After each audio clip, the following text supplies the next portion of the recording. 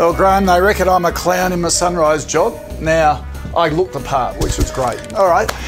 You won our Cisco Flip video competition. Yep. I loved the video. It was so much fun. Did you have fun making it? Yeah, it was good. Hi Kochie and team, my name's Graham, I'm 21 and this is my business, Weirder the Better.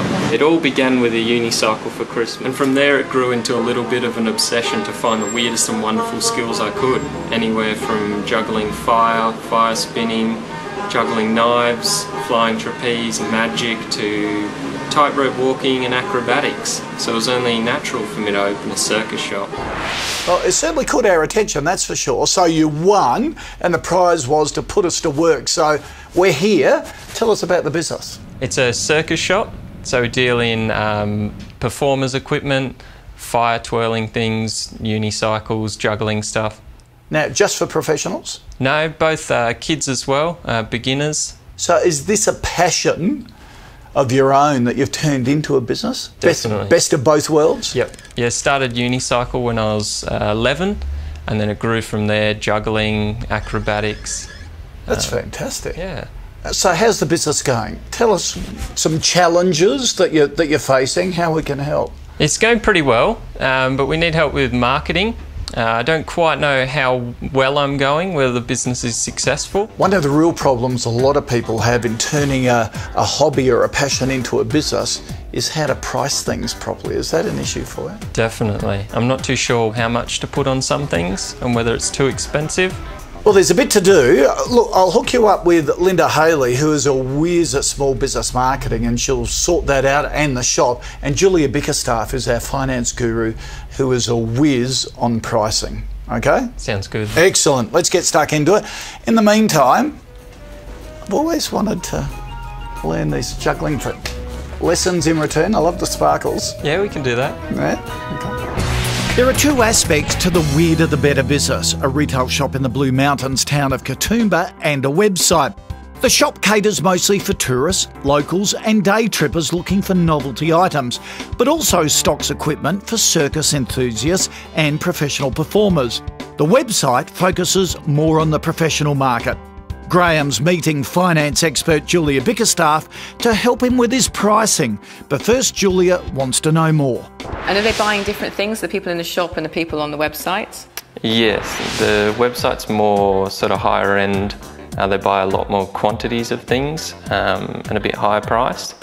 And then the shop's more just little things, but a lot of them. Okay, that makes a very interesting way of actually running your business and also the pricing, because really you're running two businesses.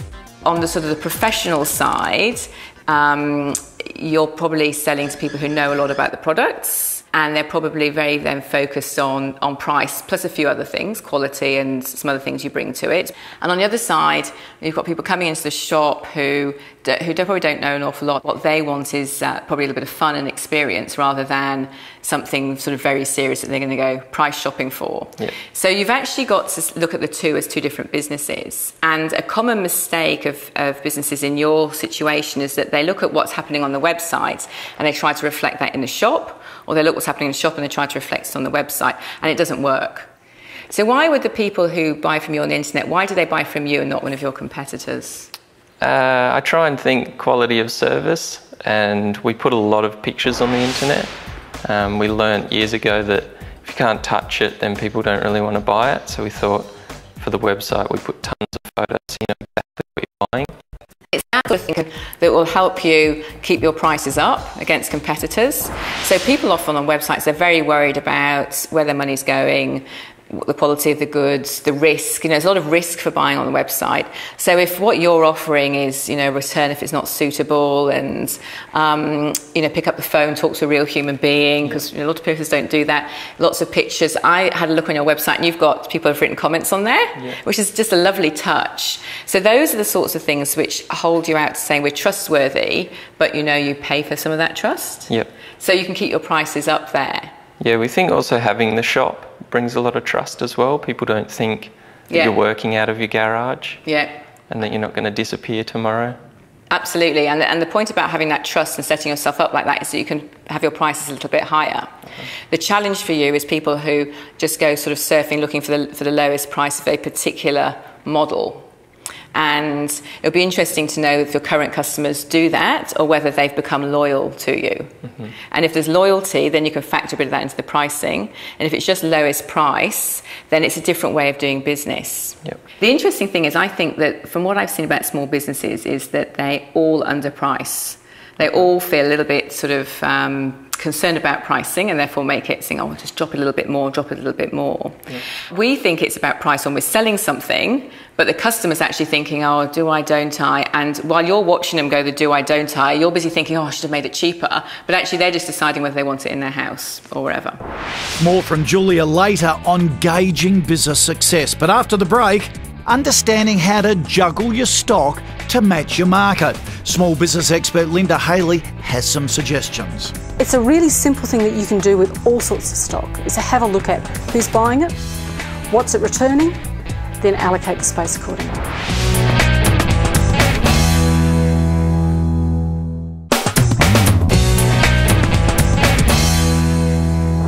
I've sent small business expert Linda Haley to meet Weirder the Better owner Graham Pinning to help him fire up his sales by better understanding his market.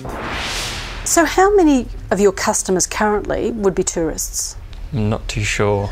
We ask people every so often where they're from, what they're doing, but yeah, we're not exactly sure. Okay. Anecdotally, so from just listening to those people, where do you think they come from? Interstate. Yep. And then there's a lot of day trippers up from Sydney. Yep. And then locals. And locals. And overseas.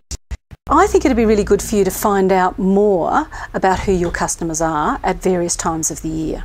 When you just talk to people anecdotally, you're sort of doing a survey of one. Try doing some postcode research.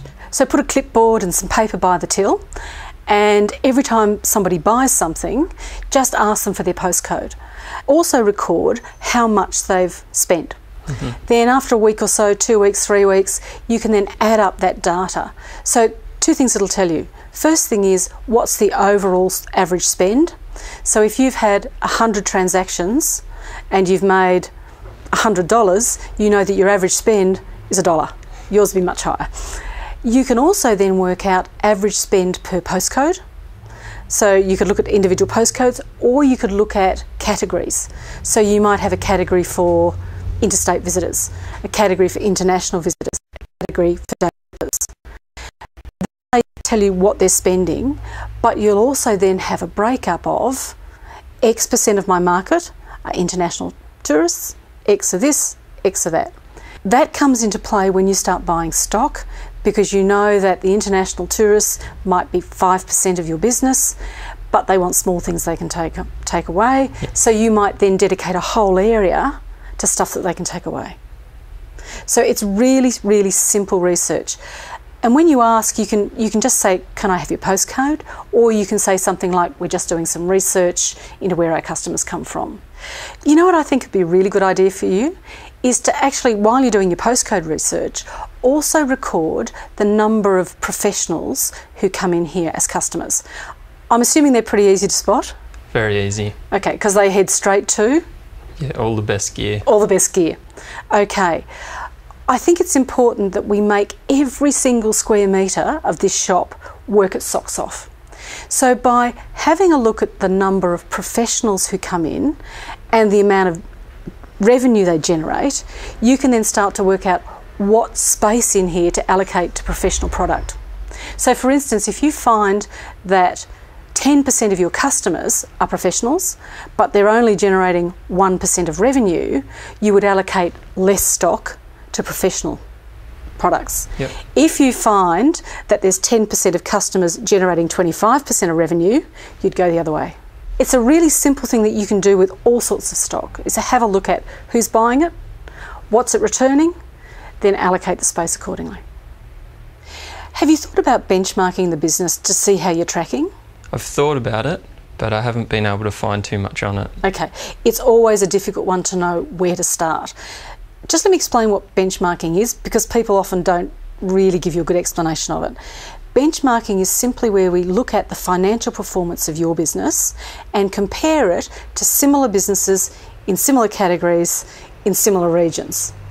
When we benchmark, what we do is, you know, a profit and loss statement? Yeah. And we express those as a percentage of turnover. So you might say that your rent is 7% of your turnover, that your wages are 30% of your turnover. Okay, so that's just a standard little measure. We compare those percentages to similar businesses. That's all benchmarking is.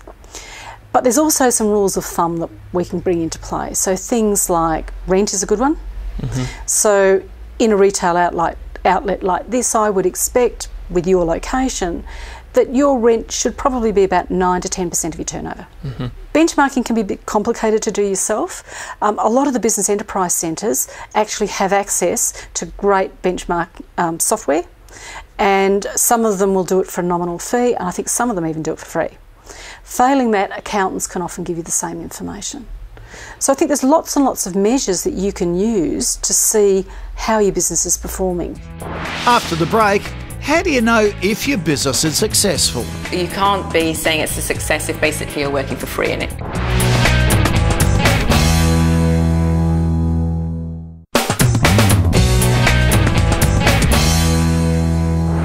"21-year-old Graham Pinning, owner of Weirder the Better, a novelty and circus equipment business, has an interesting question for our finance expert, Julia Bickerstaff. I'm a young small business, haven't been open too long, and I'm wondering when do I know that I am successful? I love that question. It's so interesting. I'd like to answer it in two parts. One, sort of generally how you know when you're successful, and then specifically for you, how you will know when you're successful. So very generally, I say, success is all about basically achieving goals that you set yourself. So what means successful for you isn't the same thing as would mean successful for somebody else. So it's important for you to think about, what do you actually want the business to achieve? What do you want the shop to achieve? Do you want one shop? Do you want lots of shops? What do you want the website to achieve? How does it actually work? Do you want to be full-time in the business? Would you like to step away from it? I would love to step away. You'd love to step away from it. Yeah. So in that respect, if you wanted to step away from it, success would be when you can step away from it. Okay. And what I find a lot of small businesses say, am I a success? And it very much depends on what you set out to do in the first place. Because for some people, a successful business is a business which means they only have to work a few hours a week. It doesn't necessarily mean to be making lots of money, just enough to have a lifestyle that lets them do other things. But for other people, that wouldn't be the case. For other people, they've got to make lots and lots of money, and it's got to be a full-on and everything. So success is very much about what you want it to be. And I would suggest you think about that, about what you'd really like that to be. In terms of your business, there's sort of a measure of when you're not successful, I'd say. There's sort of, and anything above that might be successful on your rankings or not. But a business, until it can pay proper commercial wages for all the people that need to be in the business, it's not successful in my book. Yep. Because, you can't be saying it's a success if basically you're working for free in it. So what I'd say is when it can pay everybody properly in the business, and when it can give you a return for the risk you've taken. Because you've taken quite a risk. You've borrowed money, you've stocked up the inventory, you've invested in the website, you've taken on leases, you've actually taken on a fair amount of risk. So you need to be taking out of the business not just an income for working in the shop, but also for the risk that you've taken as well. So there's a sort of an extra amount there which what you think is worth compensating for you. Yep. Now, once you've covered that off, then anything above there, you're on the successful path. This business building block is brought to you by Westpac. Gee, this is quite therapeutic. I'm getting the hang of this, Graham. Excellent. Thank you. Well done. Now, our experts, how did they go? Good. We're looking into benchmarking now. I need to work out where I am compared to other people so I can see how well I'm doing. And what about working out who your market is? You've been writing down postcodes of people coming in. So we're working out who they are, where they're from, and how much they're spending. You're seeing some patterns? Yeah, it's been working out well. Oh, that's good. The pricing was interesting too, particularly what Julia was saying, that you can charge a different price between the web and the store. Yeah, I didn't know that, but it seems to make sense. Yeah, because people touring the web are price sensitive, but walking in off the street, probably in a nice way, sort of charge to meet the market. Yeah. So you're excited? Yeah. Was it worth the effort of going in the competition? Definitely. Thank goodness you said that. Now, as a constant reminder of us, Here is your Bible to keep checking. Strap on the parachute. That's for you. Thank you. You better take these juggling things. I'm hopeless at it. Cheers. And mate, good luck with it. It's just terrific. Thanks a lot. What a great young bloke. Wish him all the success. Now, unfortunately, this is the last episode of this current series of Kochie's Business Builders. But don't worry, we will be back very shortly. In the meantime, of course, you can go to our website constantly, yahoo7.com.au/small business. It is regularly updated. While you're there, sign up for our newsletter and you'll receive lots of small business information, and we'll tell you when we're next back on air for the new series. In the meantime, all the great success for your business. Also on the website, you can watch all of our previous episodes and see extra tips from our experts that didn't make it into the show. Just go to yahoo7.com.au/small business and look out for our new book, Riding the Recovery, in stores soon.